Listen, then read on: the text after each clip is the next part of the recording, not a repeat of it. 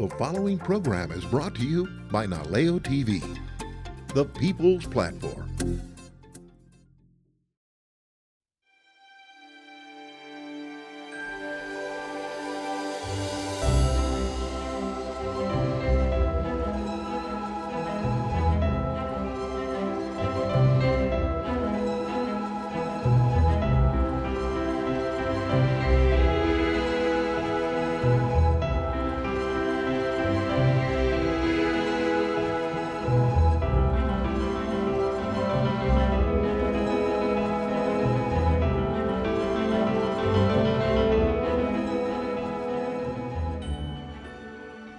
My name is Artscapes. I'm a gallery director of Fichefeux Cultural Center and the curator of present exhibition Wandering the Borderlands by Pier Fichefeuxʻs. Well, so my name is Pier Fichefeux. I'm a French artist, and we had the opening of Wandering the Borderlands, which is a solo painting show with like 17, 18 paintings, ranging from 2006. It's a long journey actually. From France, some were painted in Paris, then some in New York, and some in Hawaii. We moved here 10 years ago.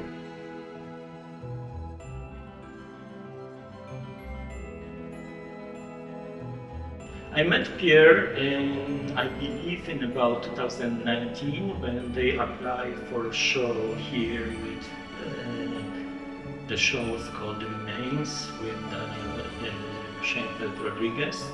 And they sent a proposal. I met with them. I really liked the proposal, and then, as usually, we started working on the exhibition.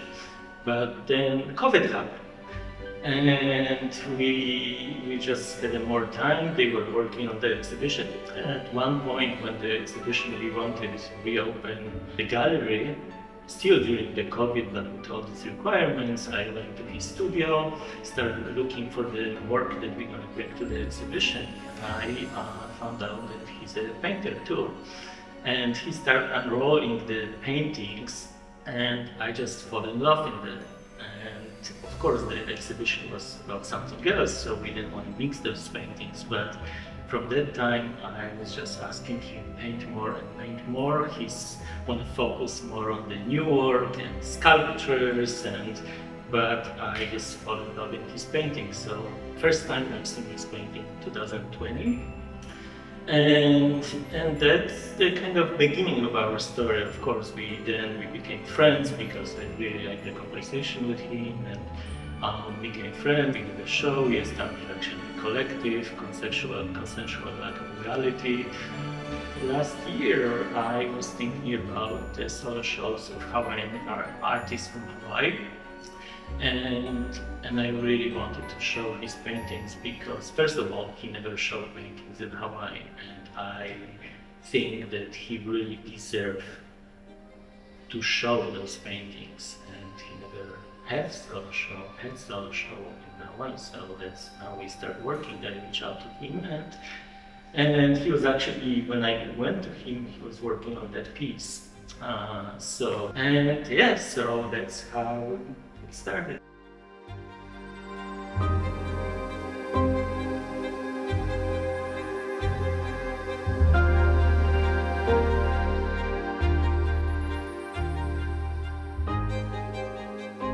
So it's kind of difficult to put together such a long span of paintings, and especially out of, I don't know, few hundred paintings that I have done. So I wanted this feeling of Alice in Wonderland.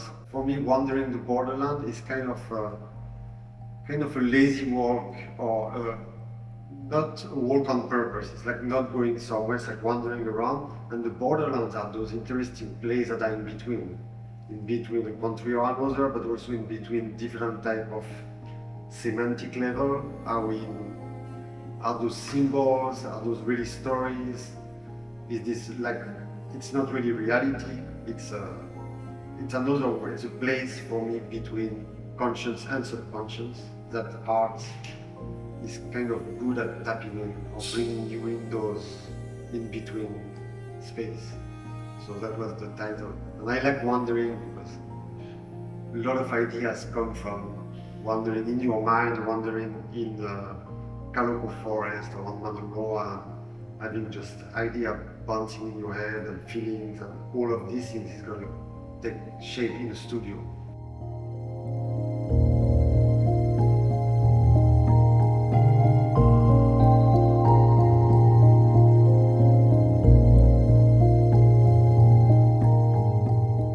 I started as a sculptor when I was 15, 16 years old.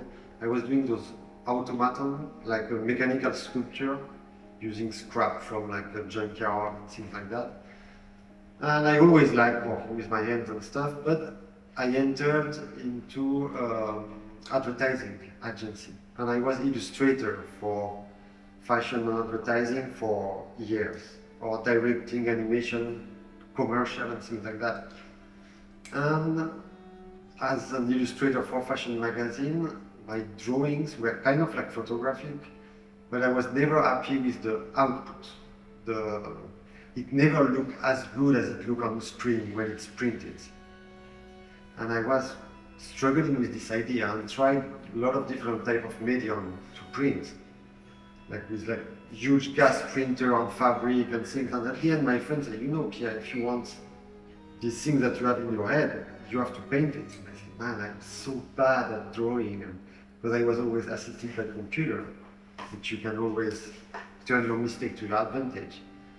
And so somehow I started, and it was really far away from what I was expecting, but I could see something really fresh would come out of those scribbles like a kid, and it was completely not intellectualized, not planned, and I thought, wow, this is deeper than what I thought.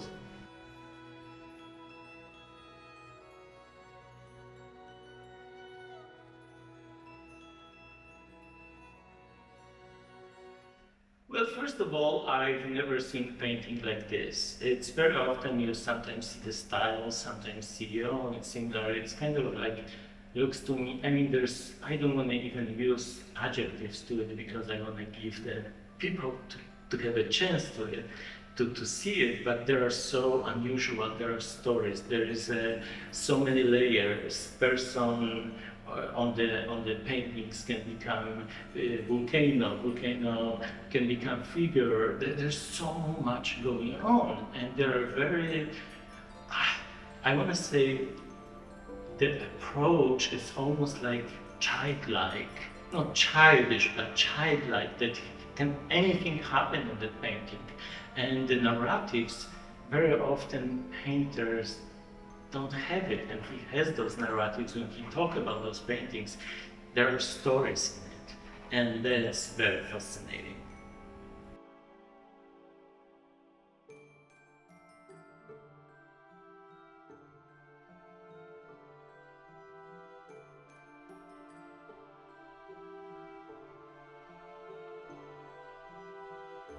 So none of my paintings are planned, I would say. I don't have, I'm going to paint this. I don't even know which format it's going to be. So first you have to put some color on the blank canvas. It's often start like this. And then it develops kind of like, you know, I go kayak in the morning and look at the clouds above the sea, and you know, you find shapes and things like that. So it's a little bit like this, a lot of accidents. You see what you want to see, and then you kind of narrow it down.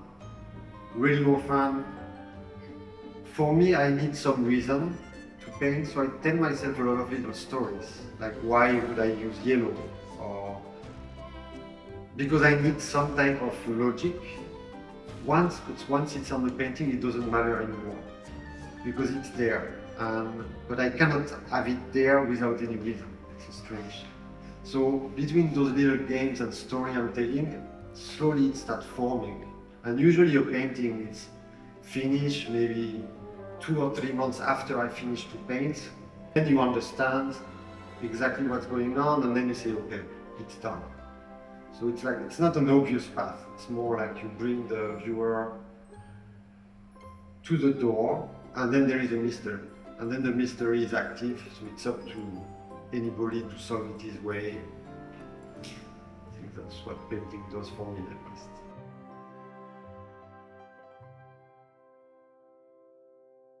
I mean, I'm not such a messenger person. I hope people would somehow connect with some type of playfulness, but also understand that there is really rich layers in our lives that we sometimes don't spend time looking at them, like dreams, like you wonder when three different ingredients are in one room, a lot of possibility can happen. And so I hope people would have this kind of playfulness of looking at situations and also just enjoy the. I mean, I hope people touch them. That's how I look at painting. I look at painting with my hands usually. And so yeah, because they all have really different. I mean, we can delve deeper into that when we go tour, but they all have really different, not message, but circumstances.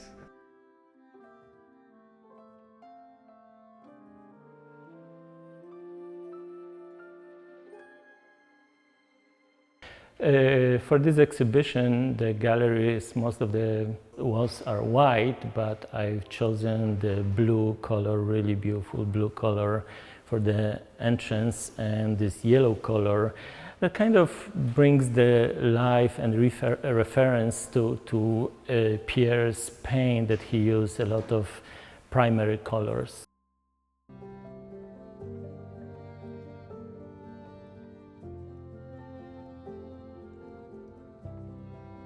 So this is it's called I Put a Spell on You.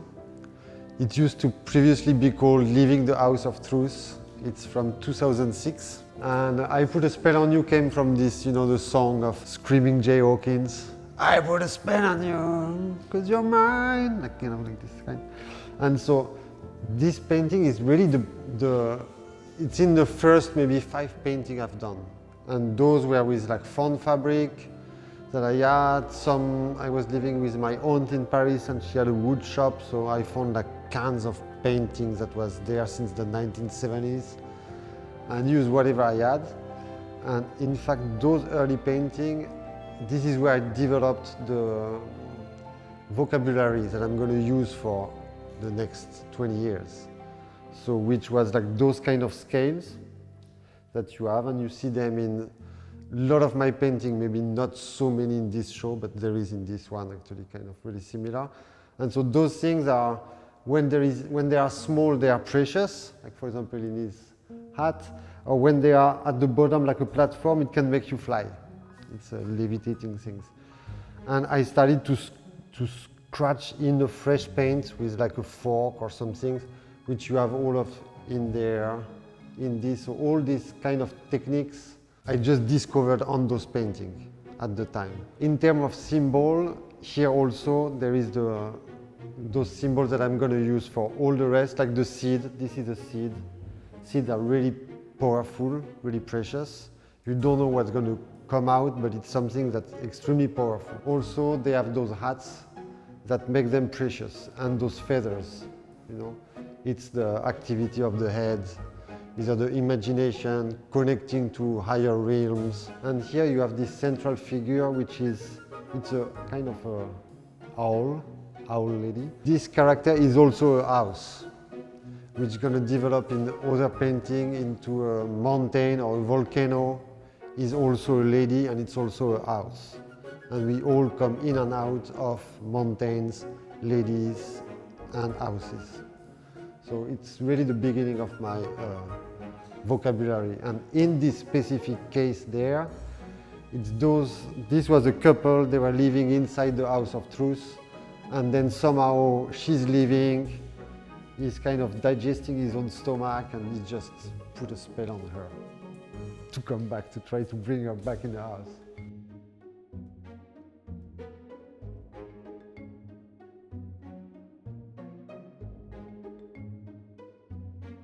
So this one is called The Long Journey, and not only because it's kind of really long, but it's also a little bit of the long journey from France to here, and the long journey also in my life and in my head. So this one started actually as this panel, which have like 3 failed attempts of painting behind, and I kept covering and covering and covering. And finally I just ended up with my all the time like story of killing the dragon or killing the snake, and you had this fox guy, king type of person, like going with his sword, but he's not so good at killing the snake because the snake looks kind of pretty happy. He's like munching on leaves and stuff like that. And then I had this painting, and I'm like, it needs a before and an after. So I extended and did this panel.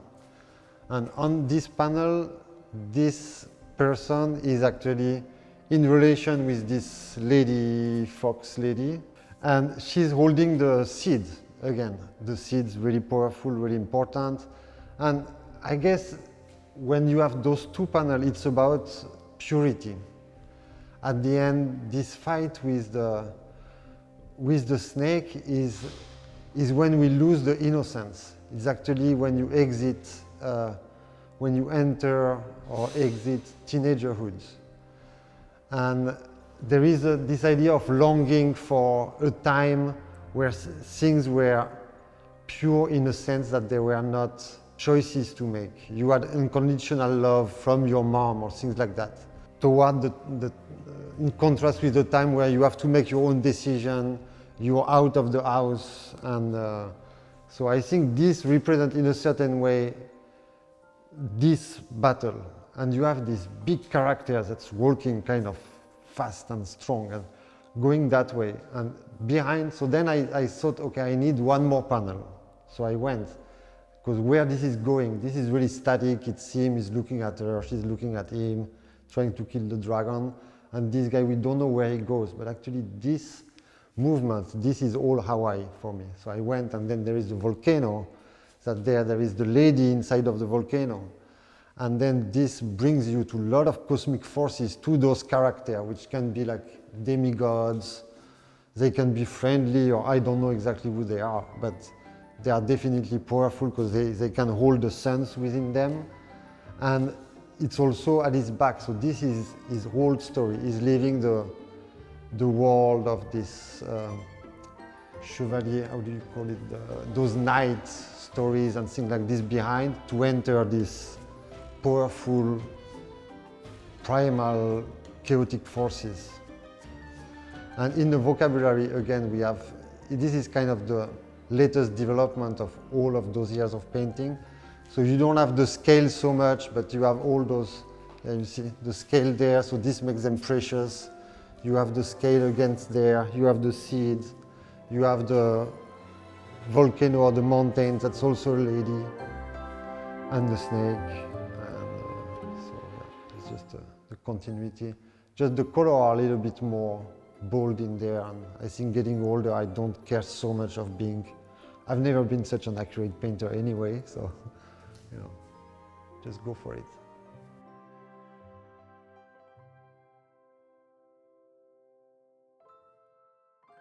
So this one is called, it's titled Tribu.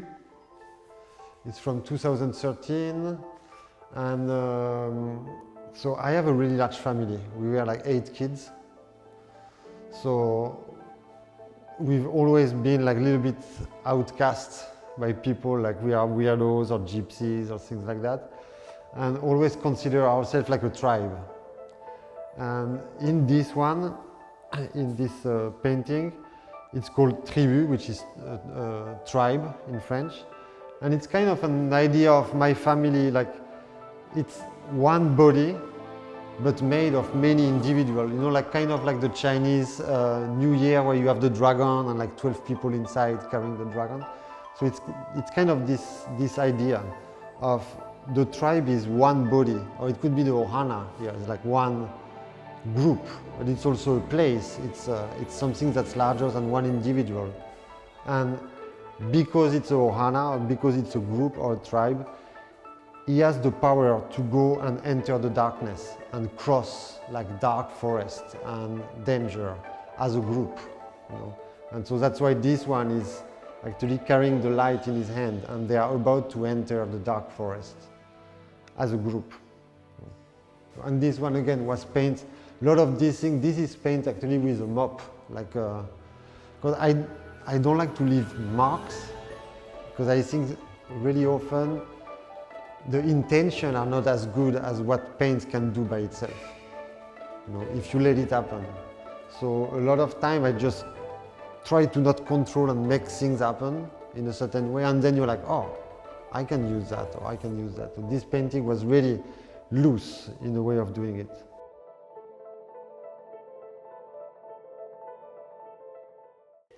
So this one is called The Good Friends. It's from 2019, and it's acrylic on canvas. So this is actually during the campaign of the last presidential, the one before, at the beginning, and I mean after 4 years of the other guy before, our former president. And there was a lot of divide, and it was kind of a sad thing to witness for me. And so I was thinking a lot about America, which is also not my country, and I like history, so I was reading a lot about the Independence War. And I imagined those two guys. So again, I was kind of fooling around, and then this face appeared, this guy, and I'm like, wow, look at that German, that German kind of general or something. And the idea of, after so many years of battles and stuff, they decide to be friends, and they just hang out together and hold hands, and you know, they're even like almost flirting with their feet. But still wearing their uniform of generals and drinking a cup and under a beautiful tree and things like that. So I wanted it to be really friendly, colorful, and trying to look at some idea of reconciliation to some point, that it's as simple as just sitting down and, you know, sharing a glass of wine, you know, things like this. So that was the idea of that one.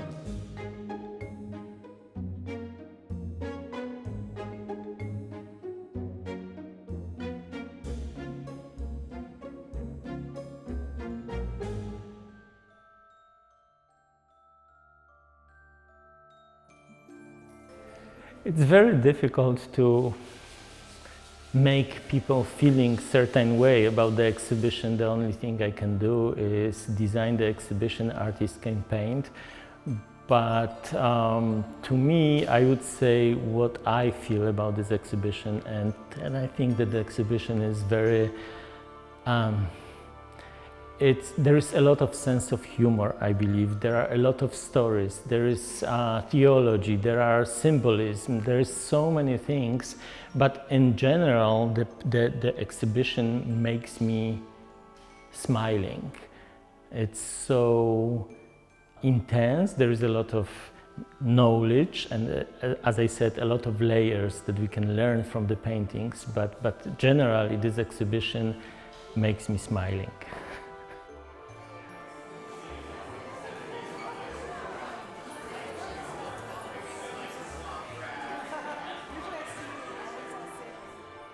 I'm really excited for him and like so happy because he's been working so hard and he gets to show today, so I'm very happy for him. I was just trying to check out like the cultural scene in this part of the island, I guess, and yeah, no, pretty cool. I love like we're figuring out like what it is about, but we're like seeing definitely some cultural elements around, and yeah, trying to like see the meaning behind. It's fun. Well, you were initially intrigued because the artist comes from France, and I feel like I might be the only French person in Hilo. I mean, French speaking, I'm French Canadian. And this girl lives in New York, and so I guess he also went to New York, and now he ended up here. And so this series of unlikely movements happened for him and us as well. I just moved here. So I'm actually curious about the artist even more than his work, but now I'm intrigued with his work as well. I just want him to continue. I think he's able to like find his like voice again and his vision in Hawaii, and I'm so glad that it's all coming together, and that it will continue and flourish, and we're here for the journey. So yeah, thank you. Thank you. I think Pierre is wonderful. We wish him all the luck. I think it's a great exposition in the Museum of Hilo, and yeah, we love what he does. The show is brilliant. I've seen Pierre's work for a long time. I've actually done some shows with Pierre, and I always have admired his work and his creativity, and especially the painting aspect of it. It has a depth that I could look at it and discover new things every time. He's a brilliant, brilliant artist, and I really love his work. It kind of transports me into a childlike state, dreamlike world, and I love living in his paintings. Yeah. Well, Andre I consider is the most brilliant curator of all the Hawaiian Islands. I feel Hawaii needs to see the shows that happen at the EHCC and the mastermind that puts them together. It's been also an honor to work with along Andre and Pierre and Steven in our show in Maui and being part of their collective. And yeah, Andre, you did a magnificent work as usual. Thank you for bringing this cultural marvel and your story to Hilo. Thank you for bringing your art to Hilo, because it's really great to see this kind of work here. We appreciate it. Yes, and it's nice to expose the little one to the art too. We're enjoying ourselves.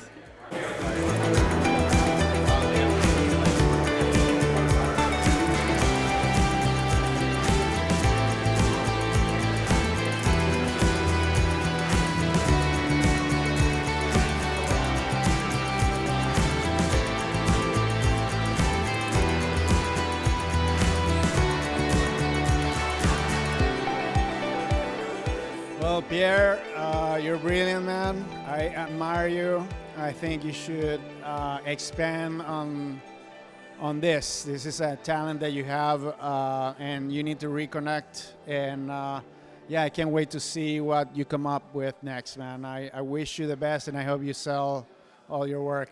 Just send me that painting, please.